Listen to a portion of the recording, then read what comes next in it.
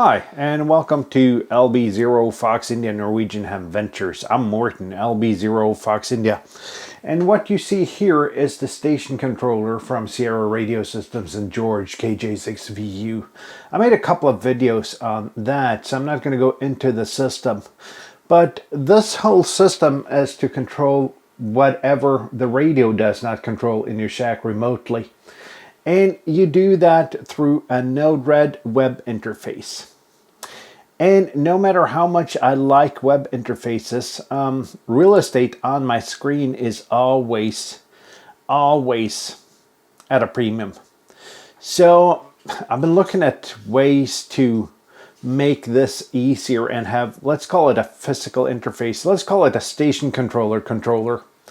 Just like shipping ships. So I made that happen, and I'm thought about it, how to do it in a couple of different ways.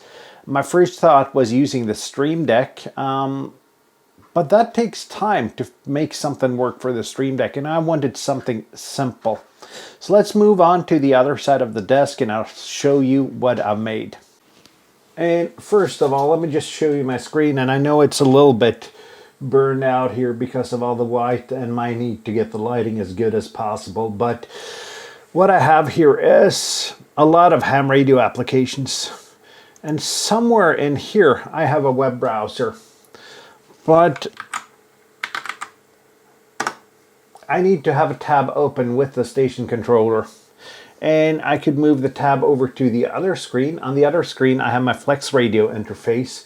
There's not really any room because if I just minimize this, you can see I have my Ham Radio Deluxe here. I'm a logger here. I have my FT8 software here.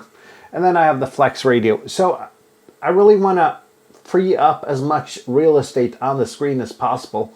So I don't know if you noticed, but down here I have a little screen. And if I just touch this, I have the station controller interface right here. I can go down here, switch my antennas by just touching the screen. I can flip all the relays here. I only have one relay in use at the moment, and that's to turn the flex on and off. I can look at my voltage. I can look at my temperature probe, and the temperature is in arbitrary degrees. Where water boils at 212 degrees and freezes at 32 degrees. So George has a firmware fix. I'll fix that, but I haven't gotten around to updating that. I can also just press here, go to the Pi monitor, and after what seems to be forever right now, I can look at the status of my Pi. And then you might ask, how did I make all of this work? Well, it's actually pretty simple. I just made a video on this screen using this screen for ham clock, but I figured the station controller would be a much better option. So it's a screen with a Raspberry Pi. The Raspberry Pi runs in kiosk mode, and when the Raspberry Pi boots up, it just starts the station controller web page. It's pretty simple to do. The whole process took me about an hour and a half, 2 hours yesterday. I'm not going to show you how I did that, not in this video. If you'd like to see that, leave a comment down below and I can make a tutorial on how this is made. What I really want to do was just give you a couple of tips on how to make this work and how to expand upon the possibilities that George has designed into the station controller.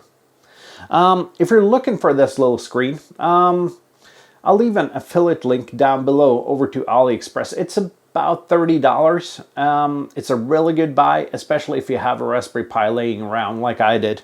And you can make something like this for yourself.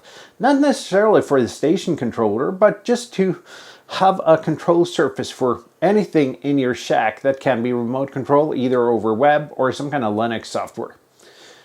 Just my quick tip of the day. If you like this video, hit that thumbs up. If you dislike this video and have watched this far, click that thumbs down. Do leave a comment down below if you have opinions and you're ham, so I know you have opinions. And that's it for now. See you in my next video. See you down the bands. Until next time, 7-3, my friends.